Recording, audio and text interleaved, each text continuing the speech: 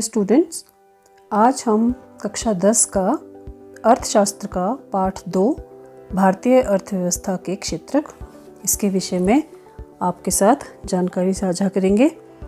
आपका ये चैप्टर जो है बहुत इम्पॉर्टेंट है क्योंकि हमारे देश की इकोनॉमी कैसे चलती है, किन क्षेत्रों पर आधारित है, ये सारी इन्फॉर्मेशन आपको इसमें चैप्टर में मिल जाएगी और ये चैप्टर बहुत ही इम्पॉर्टेंट है।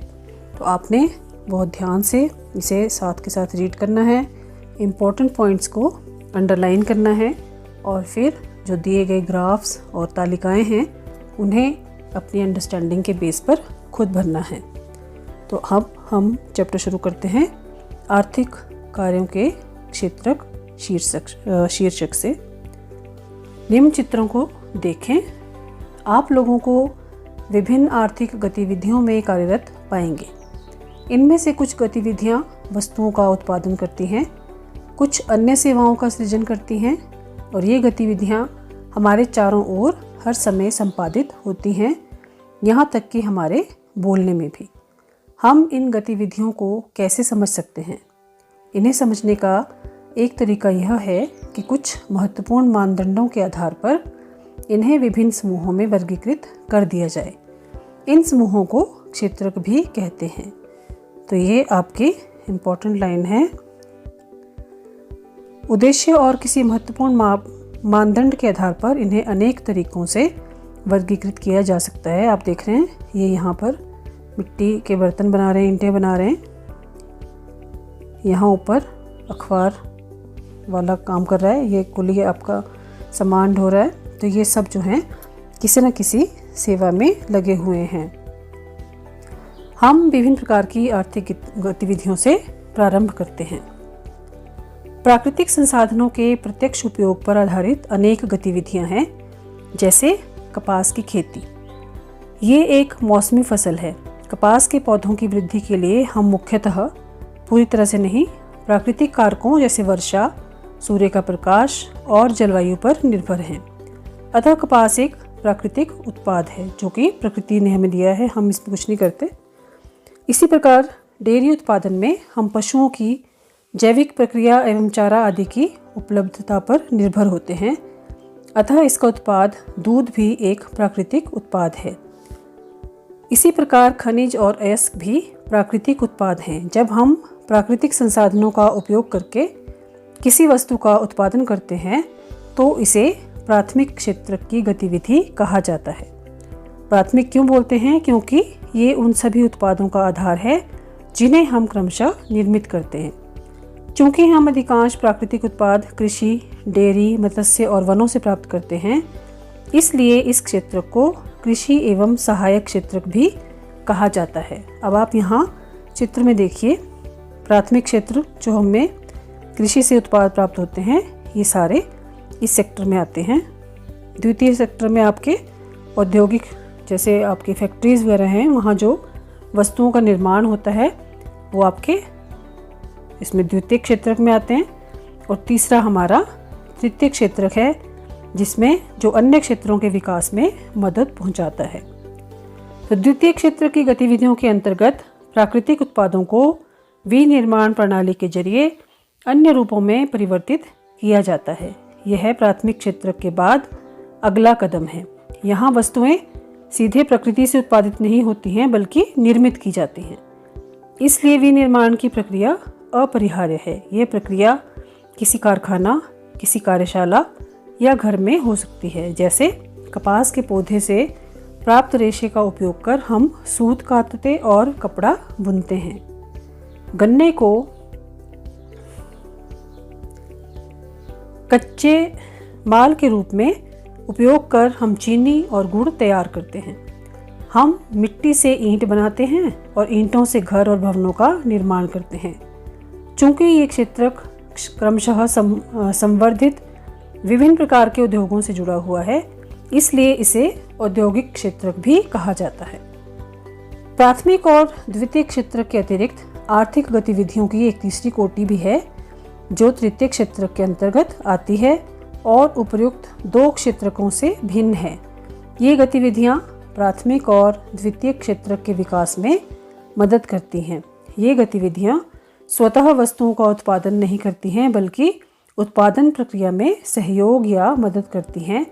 जैसे प्राथमिक और द्वितीयक क्षेत्रक द्वारा उत्पादित वस्तुओं को थोक एवं खुदरा विक्रेताओं को बेचने के लिए ट्रकों और ट्रेनों द्वारा परिवहन करने की ज़रूरत पड़ती है। कभी कभी वस्तुओं को गोदामों में भंडारित करने की आवश्यकता होती है। हमें उत्पादन और व्यापार में सहूलियत के लिए टेलीफोन पर दूसरों से वार्तालाप करने या पत्राचार या बैंकों से कर्ज लेने की भी आवश्यकता होती है। परिवहन, भंडारण, संचार, बैंक सेवाएं और व्यापार तृतीयक गतिविधियों के कुछ उदाहरण हैं। तो इसे आप अंडरलाइन करेंगे। परिवहन, भंडारण, संचार, बैंक सेवाएं और व्यापार ये तृतीयक गतिविधियों के उदाहरण हैं। चूँकि ये गतिविधियाँ वस्तुओं के बजाय सेवाओं का सृजन करती हैं, इसलिए तृतीयक क्षेत्रक को सेवा क्षेत्रक भी कहा जाता है। तो ये आपने अंडरलाइन करके कॉपी में लिख लेना है। सेवा क्षेत्रक में कुछ ऐसी अपरिहार्य सेवाएं भी हैं जो प्रत्यक्ष रूप से वस्तुओं के उत्पादन में सहायता नहीं करती हैं।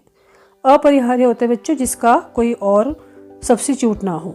जैसे हमें शिक्षकों, डॉक्टरों, धोबी, नाई, मोची एवं वकील जैसे व्यक्तिगत सेवाएं उपलब्ध कराने वाले और प्रशासनिक एवं लेखाकरण कार्य करने वाले लोगों की आवश्यकता होती है। वर्तमान समय में सूचना प्रौद्योगिकी पर आधारित कुछ नवीन सेवाएं जैसे internet cafe, ATM, booth, call centre, software company इत्यादि भी महत्वपूर्ण हो गई है। तो अब हम तालिका देखेंगे, पर इसे आप पढ़ेंगे और अपने आप करने की कोशिश करेंगे, क्योंकि ये ऊपर लिखे गए जो 3 क्षेत्रक हैं उन्हीं के आधार पर ये तालिका आपने भरनी है। चलिए आगे चलते हैं। 3 क्षेत्रकों की तुलना।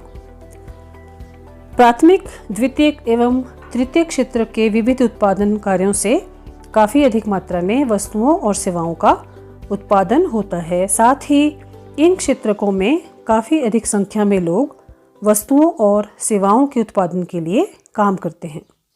इसलिए अगले चरण में यह देखना है कि प्रत्येक क्षेत्र में कितनी वस्तुएं और सेवाएं उत्पादित होती हैं और कितने लोग उस क्षेत्र में काम करते हैं। किसी अर्थव्यवस्था में कुल उत्पादन और रोजगार की दृष्टि से एक या अधिक क्षेत्रक प्रधान होते हैं, जबकि अन्य क्षेत्रक अपेक्षाकृत छोटे आकार के होते हैं। अब हम पढ़ेंगे प्रत्येक क्षेत्र की विविध वस्तुओं और सेवाओं की हम गणना कैसे करते हैं और कुल उत्पादन को कैसे जानते हैं। आप सोचते होंगे कि हजारों की संख्या में उत्पादित वस्तुओं और सेवाओं की गणना करना असंभव कार्य है। यह न केवल बृहद कार्य है, बल्कि आप आश्चर्यचकित भी होंगे कि हम कारों और कंप्यूटरों, कीलों और फर्नीचरों की संख्या का योगफल कैसे कर सकते हैं। ये अत्यंत बेतुकी बात है। आपके दिमाग में भी आता होगा कि इतनी सारी चीज़ों को हम कैसे उनकी वैल्यू का पता लगा सकते हैं। क्या एक एक चीज़ का हम काउंटिंग करते हैं? तो उसके लिए आपको यहाँ समझाया गया है कि आप बिल्कुल सही सोचते हैं। इस समस्या के समाधान के लिए अर्थशास्त्रियों का सुझाव है कि वस्तुओं और सेवाओं की वास्तविक संख्याओं का योग करने के स्थान पर उनके मूल्य का उपयोग किया जाना चाहिए। अब ये आपको समझाया गया है उदाहरण से कि यदि मान लो 10,000 किलोग्राम गेहूँ 8 रुपये प्रति किलोग्राम की दर से बेचा जाता है, तो गेहूँ का मूल्य 80,000 रुपये होगा। 10 रुपये प्रति नारियल की दर से यदि 5,000 नारियल हुए तो उनका मूल्य 50,000 रुपये होगा। इसी प्रकार तीनों क्षेत्रकों के वस्तुओं और सेवाओं के मूल्य की गणना की जाती है और उसके बाद योगफल प्राप्त करते हैं। ठीक है, ध्यान रखें, यहाँ एक सावधानी बरतने की ज़रूरत है। उत्पादित और बेची गई प्रत्येक वस्तु या सेवा की गणना करने की ज़रूरत नहीं है, केवल अंतिम वस्तुओं और सेवाओं। बच्चों, ये वाली जो टर्म है इसको आपने बहुत ध्यान से समझना है। अंतिम वस्तु का मतलब ये है कि आपने कच्चे माल से जो सामान का निर्माण किया है उसकी जो कीमत होगी लास्ट की फाइनल कीमत, उसकी गणना करके हम अपना जो उसकी कीमत निकालनी है वो करेंगे। अब उदाहरण के लिए आपको देखो बताया गया है, जैसे एक किसान किसी आटा मिल को 8 रुपये प्रति किलोग्राम की दर से गेहूं बेचता है। मिल में गेहूं की पिसाई होती है और बिस्कुट कंपनी को आटा 10 रुपये प्रति किलोग्राम की दर से बेचा जाता है। बिस्कुट कंपनी आटा के साथ चीनी एवं तेल जैसी चीज़ों का उपयोग करती है और बिस्कुट के 4 पैकेट वो बनाती है। अब बाज़ार में उपभोक्ताओं को 60 रुपये में 15 रुपये प्रति पैकेट वो बिस्किट बेचती है। अतः बिस्किट ही अंतिम उत्पाद है, अर्थात वह वस्तु जो उपभोक्ताओं तक पहुंचती है। तो केवल अंतिम वस्तुओं और सेवाओं की ही हमने गणना करनी है। क्यों करनी है? ये देखिए, दिए गए उदाहरण में अंतिम वस्तु के विपरीत गेहूं और आटा जैसी वस्तुएं वो मध्यवर्ती वस्तुएं हैं। मध्यवर्ती वस्तुओं का मतलब ये है कि जो अंतिम वस्तुओं और सेवाओं के निर्माण में इस्तेमाल की जाती हैं। अंतिम वस्तुओं के मूल्य में मध्यवर्ती वस्तुओं का मूल्य पहले से ही शामिल होता है। यानी कि जो आप बिस्किट खा रहे हैं उसमें आपसे वो दुकानदार आटा, चीनी और घी उसकी कीमत नहीं लेता है, वो आपसे बने बनाए बिस्किट की कीमत लेता है, क्योंकि बिस्किट के अंदर जो कीमत आटे की और गेहूं की और चीनी की है वो पहले से ही लग कर आई है। तो बिस्किट अंतिम वस्तु के मूल्य 60 रुपये में पहले से ही आटा का मूल्य 10 रुपये शामिल है। इसी प्रकार अन्य सभी मध्यवर्ती वस्तुओं का मूल्य भी शामिल होगा। अतः गेहूं और आटा के मूल्य की अलग अलग गणना उचित नहीं है, क्योंकि तब हम एक ही वस्तु के मूल्य की गणना कई बार करेंगे। पहले गेहूं के रूप में करेंगे, फिर आटा के रूप में, और अंततः अंतिम वस्तु बिस्किट के रूप में मूल्य की हम कई बार गणना करेंगे। तो उसके अंदर जो चीज़ें हैं उनकी बार बार हम काउंटिंग करेंगे, तो हमें उसकी एग्जैक्ट जो वैल्यू है वो पता नहीं लगेगी। किसी विशेष वर्ष में प्रत्येक क्षेत्रक द्वारा उत्पादित अंतिम वस्तुओं और सेवाओं का मूल्य उस वर्ष में क्षेत्रक के कुल उत्पादन की जानकारी प्रदान करता है। तीनों क्षेत्रकों के उत्पादनों के योगफल को देश का सकल घरेलू उत्पाद कहते हैं। यह किसी देश के भीतर किसी विशेष वर्ष में उत्पादित सभी अंतिम वस्तुओं और सेवाओं का मूल्य है। सकल घरेलू उत्पाद अर्थव्यवस्था की विशालता को प्रदर्शित करता है। भारत में सकल घरेलू उत्पाद मापन जैसा कठिन कार्य केंद्र सरकार के मंत्रालय द्वारा किया जाता है। यह मंत्रालय राज्यों एवं केंद्र शासित क्षेत्रों के विभिन्न सरकारी विभागों की सहायता से वस्तुओं और सेवाओं की कुल संख्या और उनके मूल्य से संबंधित सूचनाएं एकत्र करता है और तब जीडीपी का अनुमान करता है। क्षेत्रकों में ऐतिहासिक परिवर्तन। सामान्यतः अधिकांश विकसित देशों के इतिहास में यह देखा गया है कि विकास की प्रारंभिक अवस्थाओं में प्राथमिक क्षेत्रक ही आर्थिक सक्रियता का सबसे महत्वपूर्ण क्षेत्रक रहा है।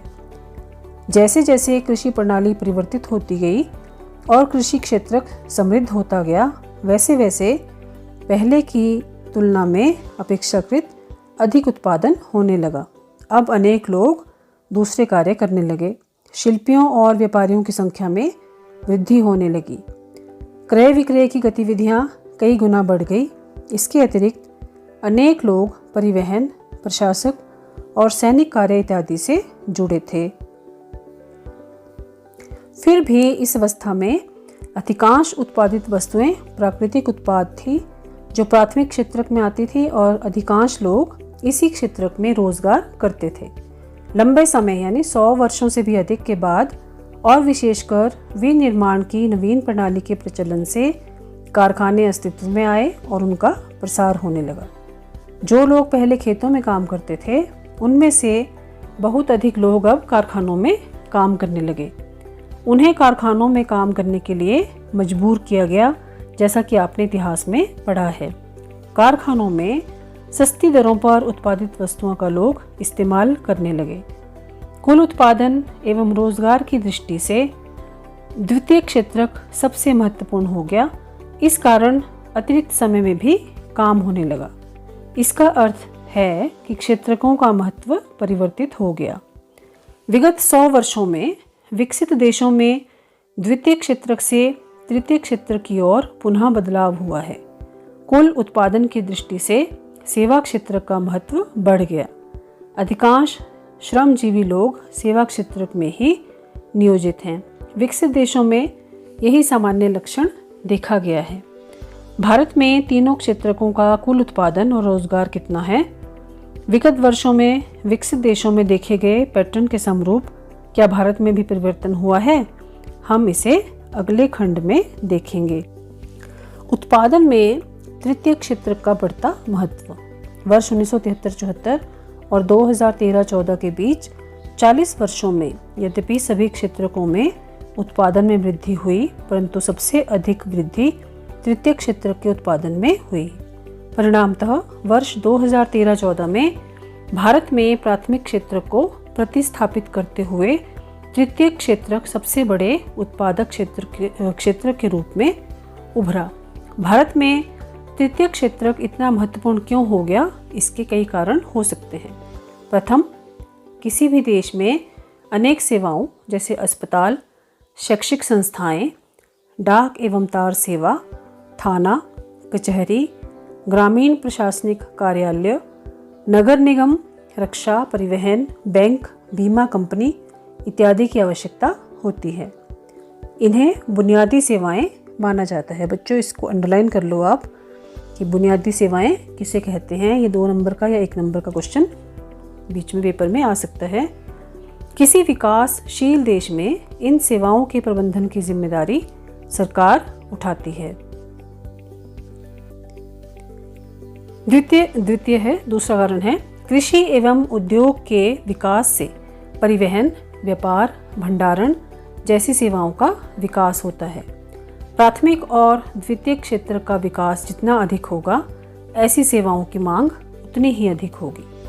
तीसरा, जैसे जैसे आय बढ़ती है, कुछ लोग अन्य कई सेवाओं जैसे रेस्तरां, पर्यटन, शॉपिंग, निजी अस्पताल, निजी विद्यालय, व्यावसायिक प्रशिक्षण इत्यादि की मांग शुरू कर देते हैं। आप नगरों में, विशेषकर बड़े नगरों में इस द्रुत परिवर्तन को देख सकते हैं। द्रुत मतलब जो बहुत फास्ट चेंजेस आ रहे हैं बड़े बड़े नगरों में, आप उसमें इन्हें देख सकते हैं। चतुर्थ यानी फोर्थ जो रीज़न है वो ये है, विगत दशकों में सूचना और संचार प्रौद्योगिकी पर आधारित कुछ नवीन सेवाएं महत्वपूर्ण एवं अपरिहार्य हो गई हैं। इन सेवाओं के उत्पादन में तीव्र वृद्धि हो रही है। अध्याय 4 में हम इन नवीन सेवाओं और इनके प्रसार के कारणों की चर्चा करेंगे। अंततः आपको याद रखना चाहिए कि सेवा क्षेत्र की सभी सेवाओं में समान रूप से समृद्धि नहीं हो रही है। भारत में सेवा क्षेत्रक कई तरह के लोगों को नियोजित करते हैं। एक और उन सेवाओं की संख्या सीमित है जिसमें अत्यंत कुशल और शिक्षित श्रमिकों को रोजगार मिलता है। दूसरी ओर बहुत अधिक संख्या में लोग छोटी दुकानों, मरम्मत कार्यों, परिवहन जैसी सेवाओं में लगे हुए हैं। वे लोग बड़ी मुश्किल से जीविका निर्वाह कर पाते हैं और वे इन सेवाओं में इसलिए लगे हुए हैं क्योंकि उनके पास कोई अन्य वैकल्पिक अवसर नहीं है। इस कारण सेवा क्षेत्र के केवल कुछ भागों का ही महत्व बढ़ रहा है। आप इनके बारे में अगले खंड में विस्तार से पढ़ेंगे। अगला आपका हेडिंग है, अधिकांश लोग कहाँ नियोजित हैं, मतलब कहाँ वो जॉब वगैरह कर रहे हैं, कहाँ नियुक्त हैं। आलेख 2 सकल घरेलू उत्पाद में तीनों क्षेत्रकों की प्रतिशत हिस्सेदारी प्रस्तुत करता है। अब आप 40 वर्षों में क्षेत्रकों के बदलते महत्व को प्रत्यक्षतः देख सकते हैं।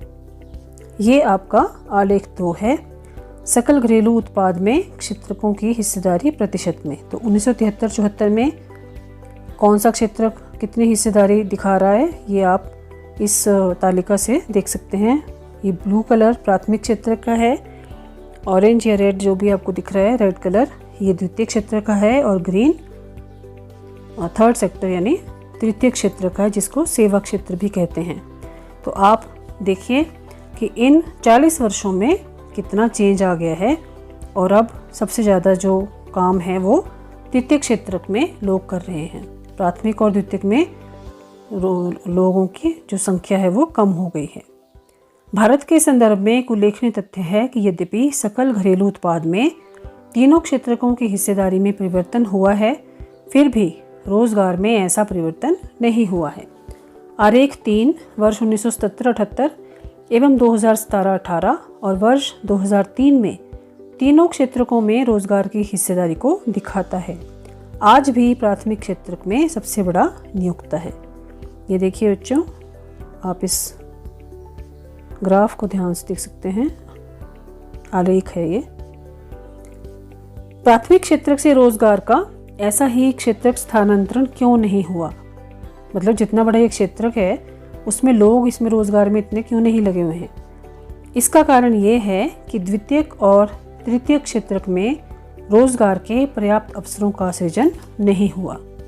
यद्यपि इस अवधि में वस्तुओं के औद्योगिक उत्पादन में 3 गुना से ज़्यादा वृद्धि हुई, परंतु औद्योगिक रोजगार में लगभग 3 गुना ही वृद्धि हुई।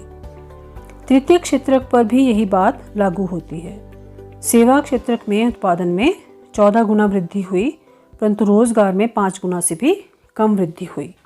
इसका परिणाम ये हुआ कि देश में आधे से अधिक श्रमिक प्राथमिक क्षेत्रक, जिसमें मुख्यतः कृषि क्षेत्र है, उसमें काम कर रहे हैं, जिसका सकल घरेलू उत्पाद में योगदान लगभग 1/6 भाग है। इसकी तुलना में द्वितीयक और तृतीयक क्षेत्र का सकल घरेलू उत्पाद में बाकी हिस्सा है, परंतु ये क्षेत्र कम लोगों को रोजगार प्रदान करते हैं। क्या इसका अर्थ ये है कि कृषि क्षेत्र में लगे श्रमिक अपनी क्षमता से कम उत्पादन कर रहे हैं? क्या इसका अर्थ ये है कि कृषि में आवश्यकता से अधिक लोग लगे हुए हैं? अतएव यदि आप कुछ लोगों को कृषि क्षेत्र से हटा देते हैं तो भी उत्पादन प्रभावित नहीं होगा। दूसरे शब्दों में कृषि क्षेत्र में श्रमिकों में अल्प बेरोजगारी है।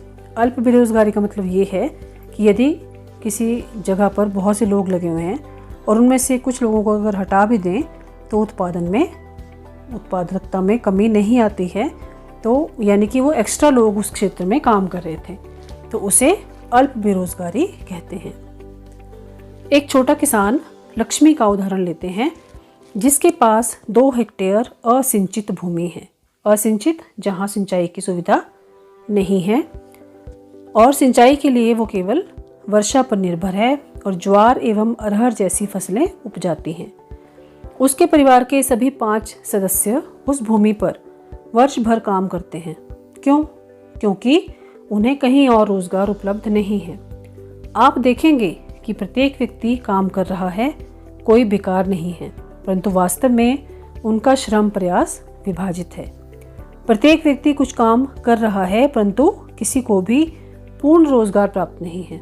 यह अल्प बेरोजगारी की स्थिति है, जहां लोग प्रत्यक्ष रूप से काम कर रहे हैं लेकिन सभी अपनी क्षमता से कम काम करते हैं। इस प्रकार की अल्प बेरोजगारी को छिपी हुई कहते हैं, क्योंकि यह उन लोगों की बेरोजगारी जिनके पास कोई रोजगार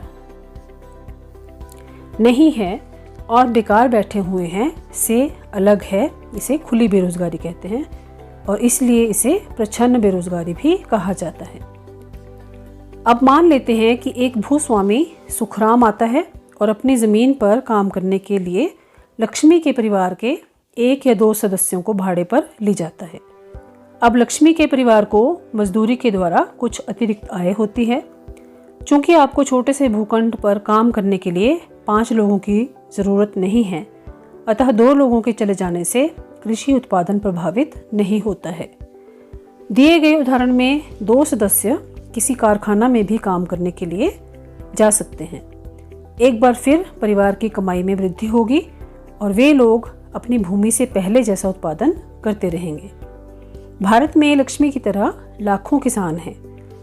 इसका अर्थ है कि यदि हम कुछ लोगों को कृषि क्षेत्र से हटाकर उन्हें कहीं और समुचित रोजगार उपलब्ध करा दें तो भी कृषि उत्पादन पर बुरा प्रभाव नहीं पड़ेगा। कोई अन्य रोजगार करने से लोगों की आय से परिवार के कुल आय में वृद्धि होगी। अल्प बेरोजगारी दूसरे क्षेत्रों में भी हो सकती है। उदाहरण के लिए शहरों में सेवा क्षेत्र में हजारों अनियत श्रमिक हैं जो दैनिक रोजगार की तलाश करते हैं। वे प्लम्बर, पेंटर, मरम्मत कार्य जैसे रोजगार करते हैं और अन्य लोग असुविधाजनक विषम काम करते हैं। उनमें से कई रोजाना काम नहीं पाते हैं। इसी प्रकार हम सेवा क्षेत्र के कुछ लोगों को सड़कों पर ठेला खींचते अथवा कुछ चीज़ें बेचते हुए देखते हैं, जहां वे पूरा दिन बिता देते हैं परंतु बहुत कम कमा पाते हैं। वे यह काम इसलिए कर रहे हैं क्योंकि उनके पास कोई बेहतर अवसर नहीं है। अतिरिक्त रोजगार का सृजन कैसे हो? उपयुक्त चर्चा से हम देख सकते हैं कि कृषि क्षेत्र में अल्प बेरोजगारी की गंभीर स्थिति बनी हुई है। कुछ लोग ऐसे हैं जिन्हें बिल्कुल रोजगार नहीं मिला है। लोगों के लिए रोजगार की वृद्धि कैसे की जा सकती है, हम कुछ तरीकों को देखते हैं। हम लक्ष्मी और उसके 2 हेक्टेयर असिंचित भूखंड का उदाहरण लेते हैं। उसके परिवार की भूमि की सिंचाई हेतु एक कुएं का निर्माण करने के लिए सरकार कुछ मुद्रा व्यय कर सकती है या बैंक ऋण प्रदान कर सकता है। तब लक्ष्मी अपनी भूमि की सिंचाई करने में सक्षम होगी और रबी मौसम में एक दूसरी फसल गेहूं उपजाती है। हम मान लेते हैं कि 1 हेक्टेयर गेहूं की फसल 2 लोगों को 50 दिनों, जिसमें बीज डालना है, पानी देना है, खाद डालने और कटाई तक रोजगार प्रदान कर सकती है। अतः परिवार के 2 अन्य सदस्यों को अपनी ज़मीन में रोजगार मिल सकता है। अब मान लेते हैं ऐसे कई खेतों की सिंचाई के लिए एक नए बांध का निर्माण किया जाता है अथवा एक नहर खोदी जाती है। इससे कृषि क्षेत्र में रोजगार के अनेक अवसर सृजित हो सकेंगे और अल्प बेरोजगारी की समस्या अपने आप कम हो जाएगी। अब मान लेते हैं कि लक्ष्मी और दूसरे किसान पहले की तुलना में अधिक उत्पादन करते हैं। उन्हें कुछ उत्पाद बेचने की भी आवश्यकता होगी।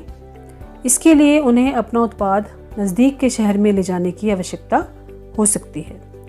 यदि सरकार परिवहन और फसलों के भंडारण पर अथवा बेहतर ग्रामीण सड़कों के निर्माण पर कुछ पैसा निवेश करती है तो छोटे ट्रक सब जगह पहुंच जाते हैं। इस तरीके से लक्ष्मी जैसे अनेक किसान जिन्हें अब पानी की सुविधा उपलब्ध है, फसलों की उपज और विक्रय कर सकते हैं। इस कार्य से केवल किसानों को ही उत्पादक रोजगार उपलब्ध नहीं हो सकता है, बल्कि परिवहन और व्यापार जैसी सेवाओं में लगे लोगों को भी रोजगार प्राप्त हो सकता है। लक्ष्मी की ज़रूरत केवल पानी तक ही सीमित नहीं है। खेती करने के लिए उसे बीजों, उर्वरकों, कृषिगत उपकरणों और पानी निकालने के लिए पंप सेटों की भी ज़रूरत है। एक निर्धन किसान होने के कारण वह सभी चीज़ों पर खर्च नहीं कर सकती, इसलिए उसे साहूकारों से पैसा उधार लेना होगा और उच्च ब्याज दर पर वापस करना पड़ेगा। यदि स्थानीय बैंक उचित ब्याज दर पर उसे साख प्रदान करता है तो वह इन सभी चीज़ों को उचित समय पर खरीदने और अपनी भूमि पर खेती करने में सक्षम होगी। तात्पर्य यह है कि पानी के साथ साथ कृषि में सुधार के लिए किसानों को सस्ते कृषि साख भी प्रदान करने की ज़रूरत है। साख का मतलब है लोन, जो बैंक उन्हें कम ब्याज दर पर उपलब्ध कराएं। हम अध्याय 4 मुद्रा एवं साख में कुछ आवश्यकताओं का अध्ययन करेंगे। हम एक अन्य तरीके से इस समस्या का समाधान कर सकते हैं। वह तरीका है अर्थ ग्रामीण क्षेत्रों में उन उद्योगों और सेवाओं की पहचान करना और उन्हें बढ़ावा देना जहां बहुत अधिक लोग नियोजित किए जा सकें। उदाहरण के लिए मान लेते हैं कि अनेक किसान अरहर और मटर दलहन फसलें उपजाने का निर्णय करते हैं। इनकी वसूली और प्रसंस्करण के लिए तथा शहरों में विक्रय करने के लिए दाल मिल की स्थापना एक ऐसा ही उदाहरण है। शीत भंडारण गृहों के खुलने से किसानों को एक अवसर मिलेगा कि वे अपने आलू और प्याज जैसे उत्पादों का भंडारण कर सकें और अच्छी कीमत मिलने पर बेच सकें। वन क्षेत्रों के निकटवर्ती गांवों में हम शहद संग्रह केंद्रों की शुरुआत कर सकते हैं जहां किसान वनों से प्राप्त शहद बेच सकें। सब्जियों और कृषिगत उत्पादों जैसे आलू, शकरकंद, चावल, गेहूं, टमाटर और फल इत्यादि जिसे बाहरी बाजारों में बेचा जा सके के लिए प्रसंस्करण उद्योगों की स्थापना की जा सकती है। यह अर्ध ग्रामीण क्षेत्रों में स्थित उद्योगों में रोजगार प्रदान करेगा। आपके विचार से आपके क्षेत्र में किस समूह के लोग बेरोजगार अथवा अल्प बेरोजगार हैं? क्या आप कुछ उपाय सुझा सकते हैं जिन पर अमल किया जा सके? तो इसका उत्तर लिखने की आप कोशिश करें। क्या आप जानते हैं कि भारत में 60% जनसंख्या 5 से 29 वर्ष आयु की है। इनमें से 51% के लगभग ही विद्यालय जाते हैं। शेष खास करके 18 वर्ष या उससे कम आयु के बच्चे विद्यालय नहीं जाते हैं। वे या तो घर पर रहते होंगे या उनमें से अधिकतर बाल श्रमिक के रूप में काम कर रहे होंगे। यदि ये बच्चे भी विद्यालय जाने लगे तो हमें और अधिक भवनों, अध्यापकों और अन्य कर्मचारियों की आवश्यकता होगी। योजना आयोग जो पहले थे, वर्तमान में नीति आयोग द्वारा किए गए एक अध्ययन के अनुसार अकेले शिक्षा क्षेत्र में लगभग 20 लाख रोजगारों का सृजन किया जा सकता है। इसी प्रकार यदि हमें स्वास्थ्य की स्थिति में सुधार करना है तो हमें ग्रामीण क्षेत्रों में काम करने वाले और अधिक डॉक्टरों, नर्सों और स्वास्थ्य कर्मचारियों की आवश्यकता पड़ेगी। ये कुछ ऐसे तरीके हैं जिनसे रोजगार का सृजन होगा और हम विकास के महत्वपूर्ण पहलुओं पर विचार कर पाने में सक्षम होंगे जिन पर हम अध्याय 1 में चर्चा कर चुके हैं। प्रत्येक राज्य या प्रदेश में वहाँ के निवासियों की आय और उनके रोजगार में वृद्धि करने की संभावना होती है। यह पर्यटन अथवा क्षेत्रीय शिल्प उद्योग अथवा सूचना प्रौद्योगिकी जैसे नवीन सेवाओं के माध्यम से हो सकता है। इनमें से कुछ के लिए समुचित योजना एवं सरकारी सहायता की आवश्यकता होगी। उदाहरण के लिए योजना आयोग के अध्ययन के अनुसार यदि पर्यटन क्षेत्र में सुधार होता है तो हम प्रति वर्ष 35 लाख से अधिक लोगों को अतिरिक्त रोजगार प्रदान कर सकते हैं। हम जानते हैं कि चर्चा किए गए कुछ सुझावों के अमल में लंबा समय लगेगा, अतः छोटी अवधि के लिए हमें कुछ द्रुत उपायों की ज़रूरत है। इसे ध्यान में रखते हुए केंद्र सरकार ने अभी भारत के लगभग 625 जिलों में काम का अधिकार लागू करने के लिए एक कानून बनाया है। इसे महात्मा गांधी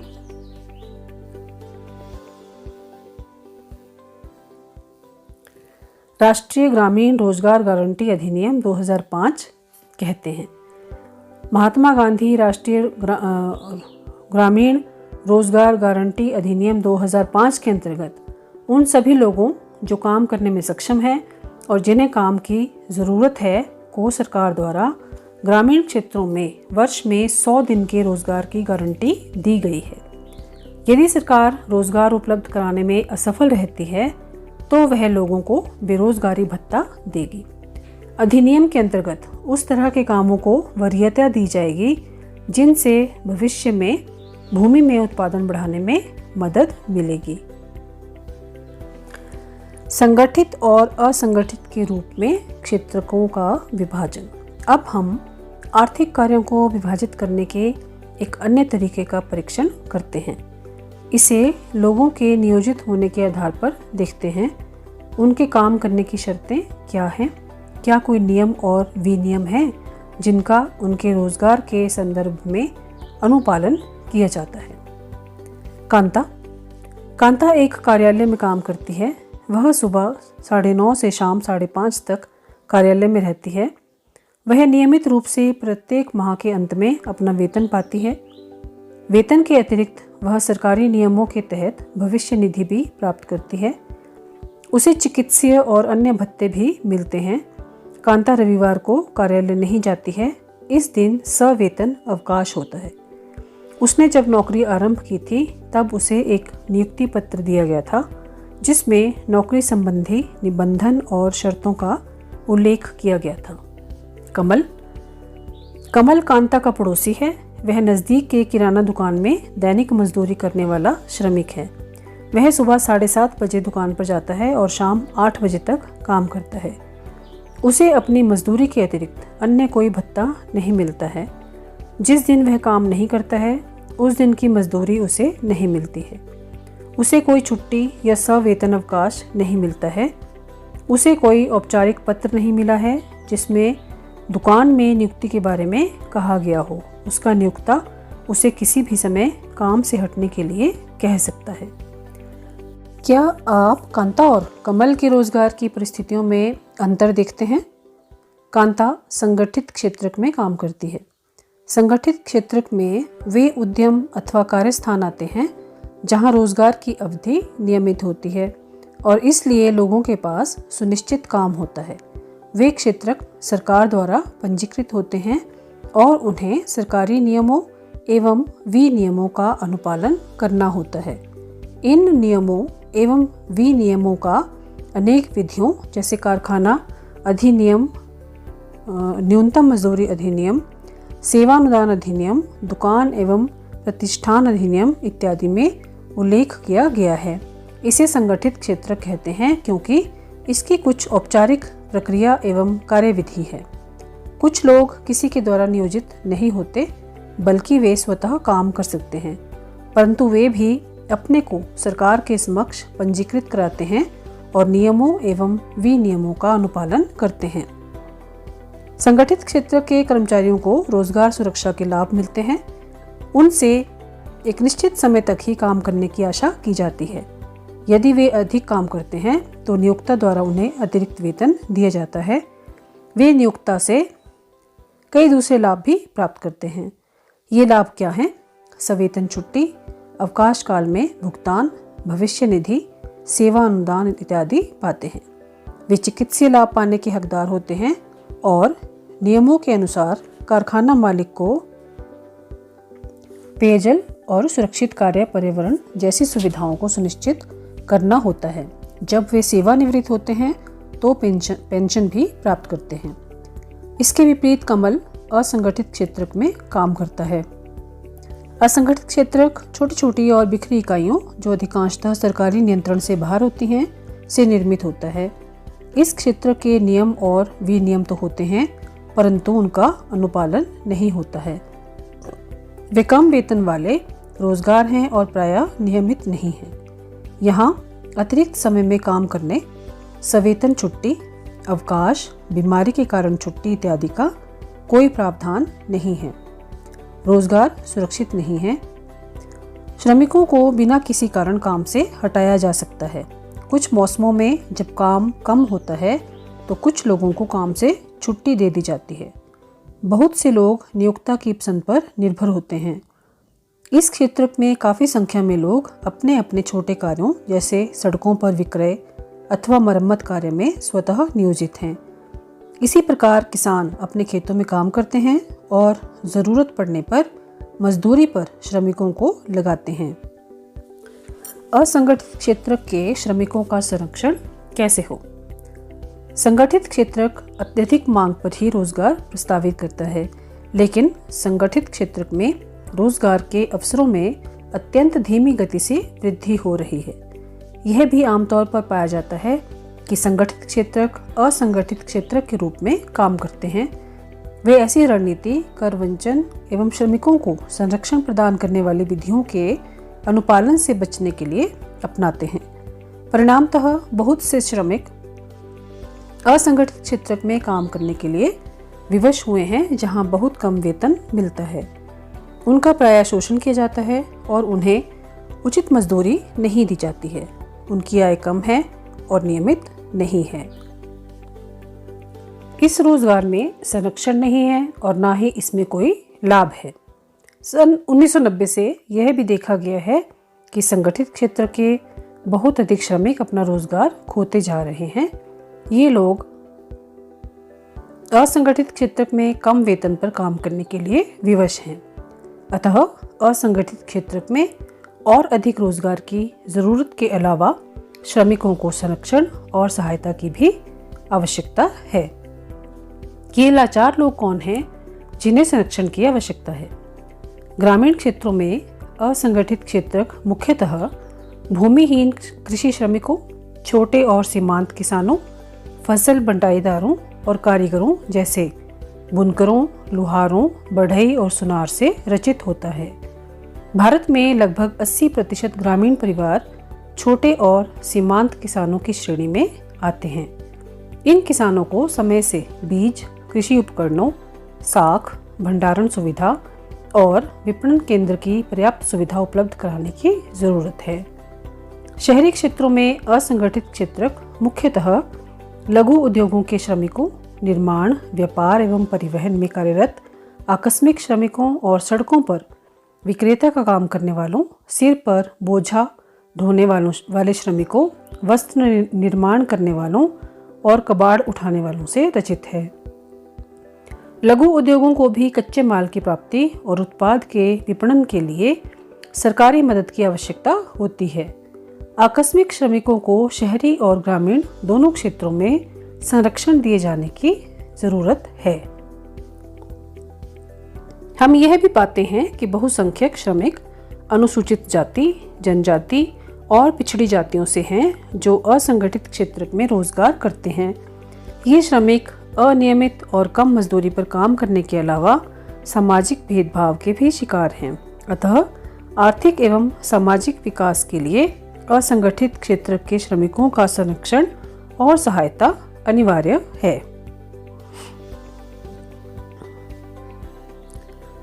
स्वामित्व आधारित क्षेत्रक, सार्वजनिक और निजी क्षेत्रक। आर्थिक गतिविधियों को क्षेत्रकों में वर्गीकृत करने का एक अन्य तरीका हो सकता है परिसंपत्तियों का स्वामी और सेवाओं की उपलब्धता के लिए जिम्मेदार व्यक्ति कौन है। सार्वजनिक क्षेत्र में अधिकांश परिसंपत्तियों पर सरकार का स्वामित्व होता है और सरकार ही सभी सेवाएं उपलब्ध करवाती है।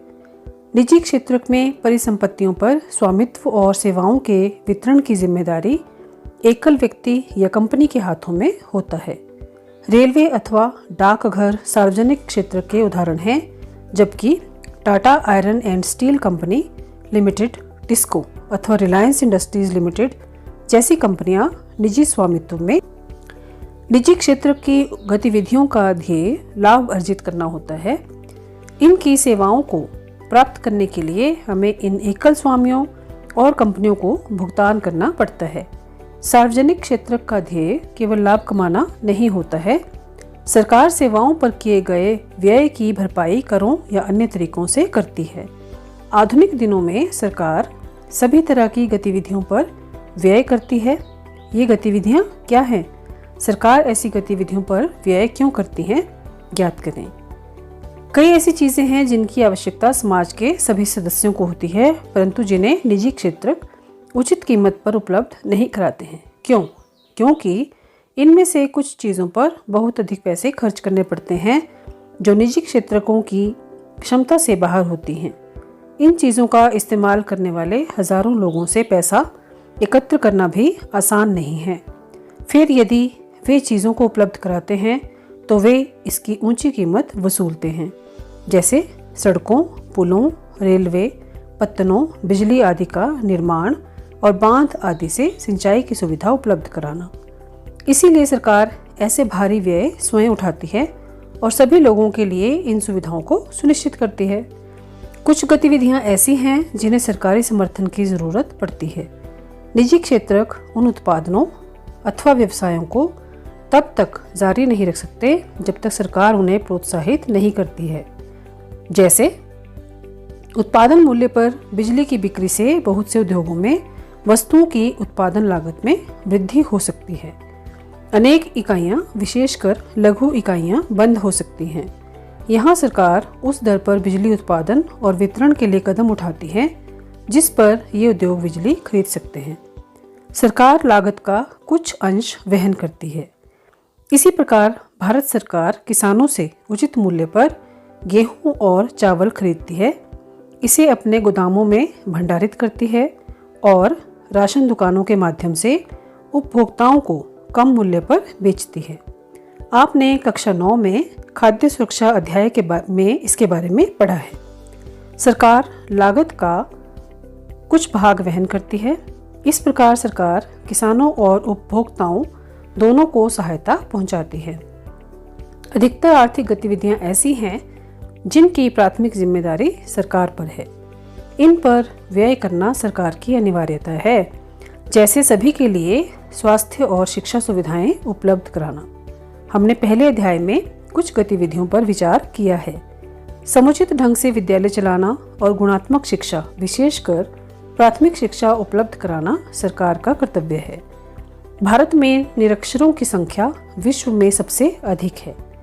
इसी प्रकार हम जानते हैं कि भारत के लगभग आधे बच्चे कुपोषण के शिकार हैं और उनमें से 1/4 गंभीर रूप से बीमार हैं। हमने शिशु मृत्यु दर के बारे में पढ़ा है। ओडिशा 41 अथवा मध्य प्रदेश 47 का शिशु मृत्यु दर विश्व के कुछ निर्धनतम भागों से अधिक है।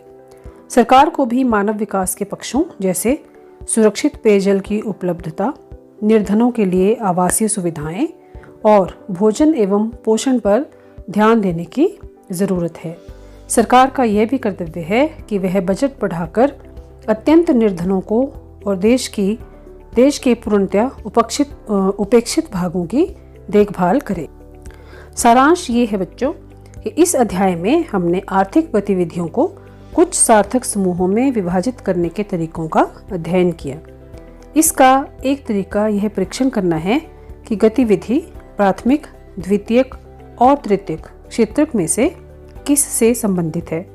भारत के विगत 30 वर्षों के आंकड़े प्रदर्शित करते हैं कि यद्यपि जीडीपी में सबसे अधिक योगदान तृतीय क्षेत्रक में उत्पादित वस्तुओं और सेवाओं का है, लेकिन रोजगार अधिकांशतः प्राथमिक क्षेत्रक में ही मिलता है। हमने यह भी देखा है कि देश में रोजगार के अवसरों की वृद्धि के लिए क्या किया जा सकता है। दूसरे वर्गीकरण में हम संगठित या असंगठित क्षेत्रक में काम करने वाले लोगों पर विचार करते हैं।